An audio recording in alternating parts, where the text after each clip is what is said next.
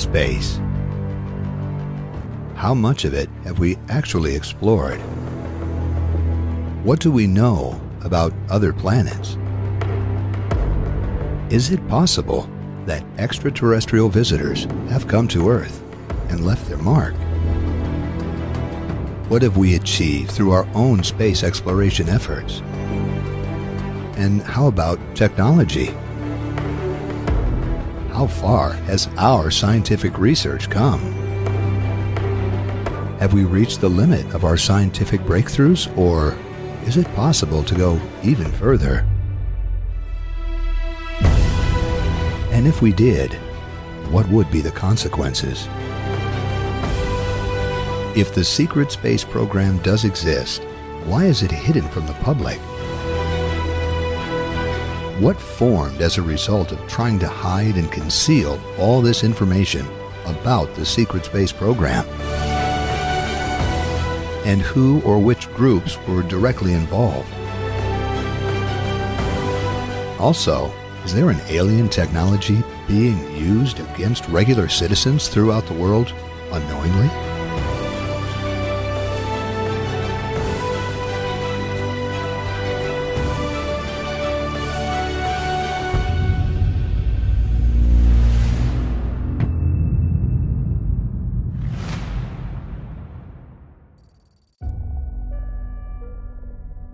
On the private surface, there's an incredible amount of information, so many dots to connect to show that in fact there's some amazingly advanced technologies that groups and corporations, more like quasi-government corporate groups, have had these technologies for a long, long time. I think it is absolutely ridiculous that we are dealing with the same design for an airplane that was out in the 1960s and we're still flying in it today. Meanwhile, the computer chip in your phone is more advanced than the computer chip in the plane any day of the week. It doesn't make any sense. They have this technology, they're holding this technology back. A lot of it has to do with money. It's just unnecessary. I'm not necessarily a big advocate that humans should have an enormous amount of technology, as I stated before, just because I think we would be sloppy with it. But it is actually really ridiculous that a lot of technology that could help is being held back. Certain technologies that could heal people, that could help people advance, either their bodies or even spiritually, is being held back. And I do think that we're owed to know what is out there if it can help. So what I understand about the secret space programs, there's a lot of bartering going on, a lot of mining, and a lot of different technological exchanges. And with the amount of different agendas that there are, in the higher levels of the secret space programs, they don't need currency. It's all more about barter and enslavement. Well, really, there's kind of two sides to this. On one side, maybe we're not capable, more like morality-wise, of even handling this kind of technology. Honestly, I can't see us, like our society today, having that kind of power. People will just kind of do all kinds of things that they probably shouldn't be doing. There's that old saying, which a lot of people thought originated from Spider-Man, but actually it comes from the Bible. And with great power comes great responsibility. So in some aspect, I can understand why this technology is being suppressed. Now, there's a whole other side to this, which is there is this evil, I guess you could say this evil faction that does want to control and suppress a lot of people and use this technology against us. Now, the question is, who exactly is this evil faction? Is there really a group of people who are actively suppressing this alien technology? And if so, then who are these people? And when did this start happening? At what point did it reach the United States? To answer this, we'll need to go back to post-World War II. And then in 1997, on the 50-year anniversary of Roswell, a new whistleblower came forward, Colonel Philip Corso. And Colonel Philip Corso confirmed everything that I had already been hearing about for the last 4 years and had told many, many witnesses about. I'd already written about it in my private journals as well. I couldn't believe it when this insider came forward, and he even had the same things: infrared, night vision, LED lights, computer chips, fiber optics. It was unbelievable how similar it was. So with that in mind, we have to understand that the technology that we know and love today, such as the internet, our smartphones, it's all derived from extraterrestrial technology that did not originate on Earth at all, but was given to us ultimately for a particular purpose. However, what most people, again, are not aware of is that the technology that we got our hands on also included things like anti-gravity, actual time travel capability, and warp drive, where you can travel faster than the speed of light through traversable wormholes. Alien technology was something that really was profoundly difficult to fathom by government scientists and engineers in the 1940s, when in the United States the first extraterrestrial spacecraft were retrieved. These were technologies that employed systems that sometimes fused consciousness into the technology. And so it was very difficult for the US military and national security officials to kind of like understand how these technologies work. So it took them many decades to understand how the technologies worked. They had help. They had help from German paperclip scientists that were familiar with the German program that had been established in Antarctica, utilizing some of these secret space programs. They also had help from extraterrestrials as well. There were extraterrestrials that became allies to the US, where agreements were signed, and tried to help them develop some of these technologies. As the European war moved into its final weeks, the American army had advanced close to these prizes. But under the agreement for occupation of Germany, the United States would have to turn all this territory over to the Red Army. The American officer on the spot was Major General Holger N. Toptoy, then a colonel in charge of Ordnance Technical Intelligence in Europe, and now commanding general of the Aberdeen Proving Ground in Maryland. You had to act fast, General Toptoy. What did you do? Our intelligence sources had told us of the role Dr. von Braun and his Army Superior, General Dornberger, had played in the development of the V-2 program. I believe that the brains of these men, if we could find them, must be put to work on behalf of the United States. After all, they were the world's only experienced missile team. I later cabled Washington and requested authorities to search for and bring 300 of the leading German rocket scientists to the United States. I found I was championing a very unpopular idea. So before long, I was in the Pentagon pleading the case in person. I finally succeeded in gaining approval, not for the 300 German scientists which I had requested, but for only 100. This was the beginning of Operation Paperclip. Operation Paperclip. It was approved by President Truman in 1946 in an effort to recruit top Nazi scientists before the Russians had a chance to act. In the end, the United States recruited over 1,600 Nazi scientists, many of which were war criminals committed to unpardonable crimes such as genocide. The CIA and FBI secretly sheltered many of their names from the public out of fear of public outcry. Now, when people hear about Operation Paperclip, a lot of people in the mainstream society who maybe don't know our true history dismissed it as purely a conspiracy theory. But honestly, this was a real operation in which hundreds of former Nazi scientists were recruited by the CIA. And through this operation, you have like the birth of NASA was pretty much formed. It was literally created by former Nazi scientists. The first rocket they built was the Saturn V launch vehicle, which was instrumental in the Apollo moon landings. Now, the question is this why the secret space program truly came about? Now, sadly, This is all left out when we are being taught our own history in school. They definitely don't teach about Operation Paperclip. And of course, what they were working on didn't stop at NASA. Nope. These former Nazi scientists eventually got incorporated into other jobs throughout our society, such as banking, teaching, industry leaders, aerospace design, the list goes on. Many of these scientists were known to have committed horrendous war crimes, like experimenting on live humans with biological weapons, but very few were actually prosecuted. This went on up until about 1990, and some say behind the scenes, these former Nazis are controlling many things in our government, which sounds kind of like Hydra in Captain America: Winter Soldier. Many say that when NASA was first created, it was only a public cover for the real space program, which was operating secretly behind closed doors.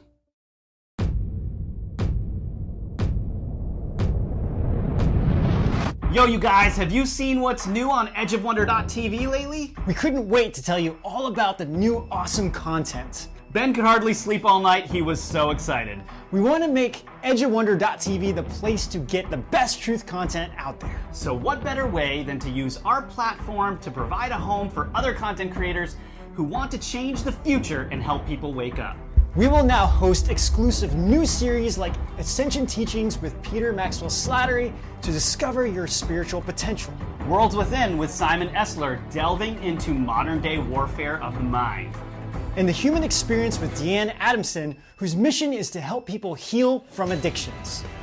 And we're just getting started. You got that right. Our mission has always been to help people think for themselves and know the truth. To be in charge of their hearts and their minds and to choose a future of positivity and compassion. So subscribe now and don't miss a single episode and become truly awake. And we'll see you out on the edge.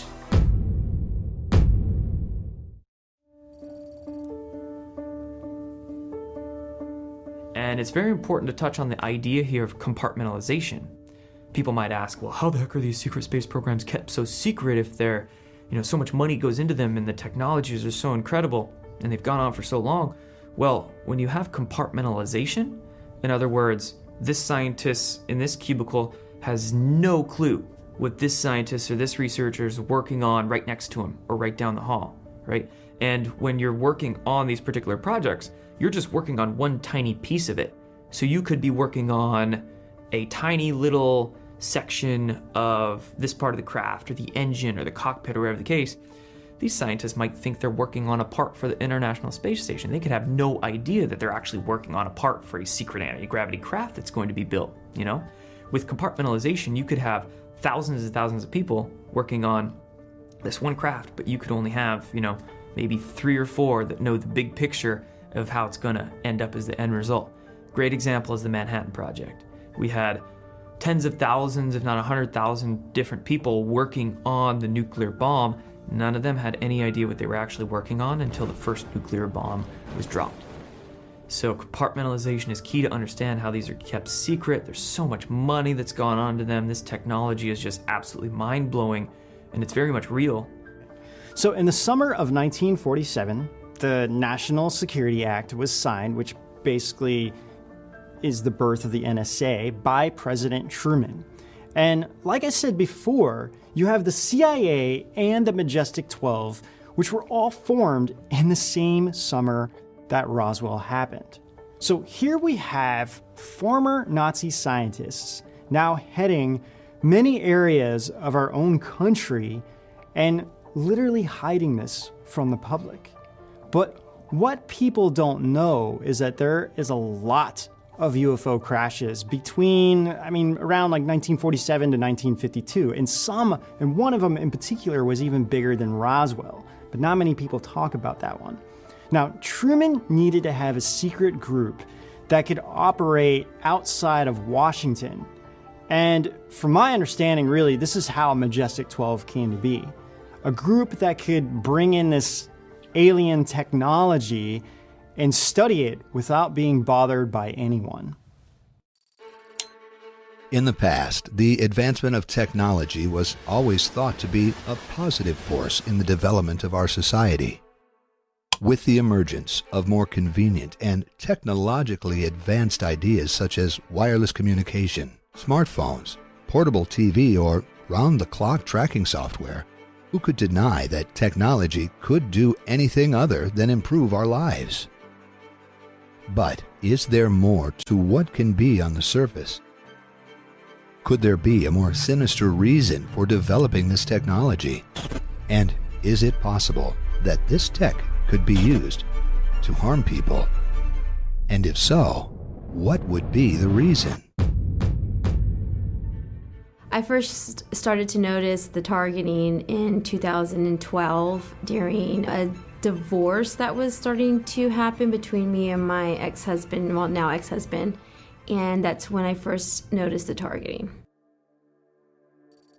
Targeted individuals, or simply TI. Who are they? How have they been targeted? And for what reason? Could technology be used for a darker agenda that's set in place to target humankind? A targeted individual, or a TI, is a person who's been targeted for individualized harassment. In other words, they're someone who has unwittingly been placed into an extensive program to manipulate and control them. The ultimate goal being to ruin their life. Now, the common denominator is typically someone who has gotten on the wrong side of a government institution or a powerful person.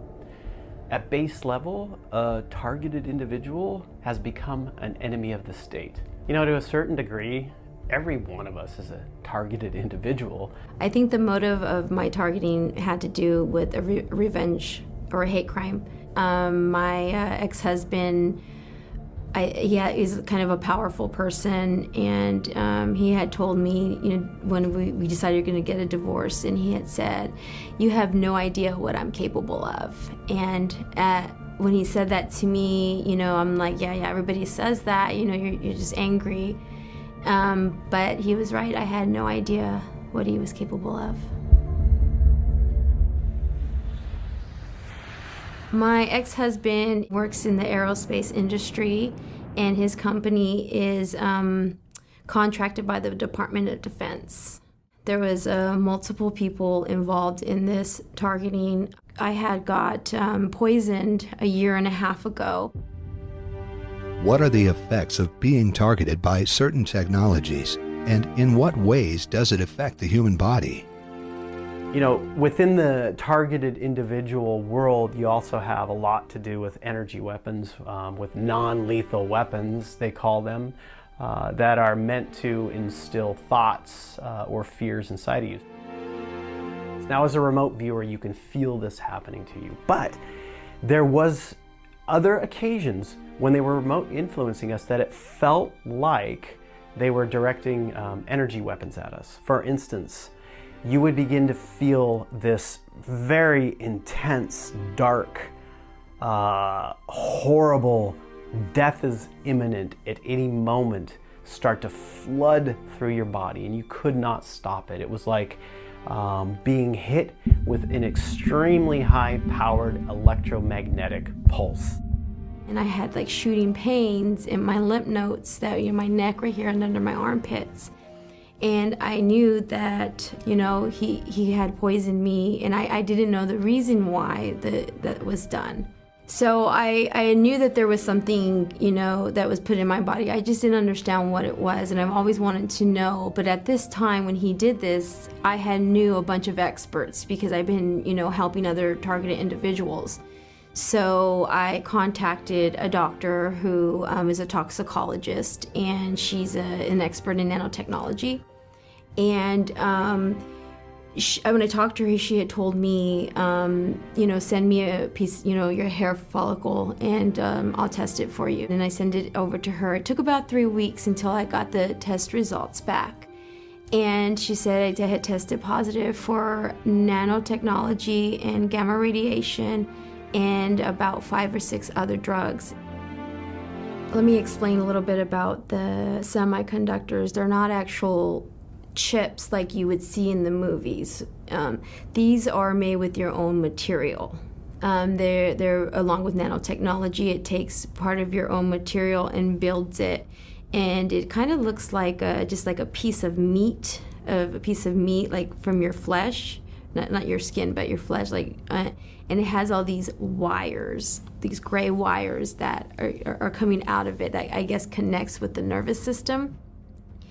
And the places that I do have the semiconductors, it kind of flutters or pulsates, and just mostly the one on my foot, that one pulses the most. Another part of the technology was they were pulling my consciousness out of my body, and which is very scary when that's happening, because that doesn't happen to me anymore. And also it feels like when you're being hit with these directed energy weapons, it feels like it's like a blast to the head, where it's like pressure and heated, and it comes in through here, and sometimes it'll exit out through this side of the brain, and you can feel tingling, and like your brain is actually moving.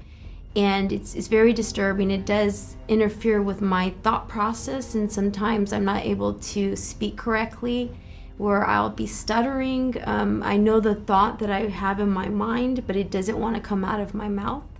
And being a targeted individual basically means that the ones doing it want you to know that, well, you're targeted. The whole intent of this is to completely ruin your life. And the methods are geared to sound so insane to regular people that they think you're a paranoid schizophrenic. And this is a huge part of the isolation tactic that they use. Another part of the technology was electric shocks on the body, where they will electrocute you, and also when you're being hit with these weapons, you can feel it. Like you're walking and you can start feeling the ground vibrating, but it's actually you vibrating. It feels like it's vibrating, and it feels like kind of like a wave of energy coming at you, and it's not nice energy. It's very intrusive.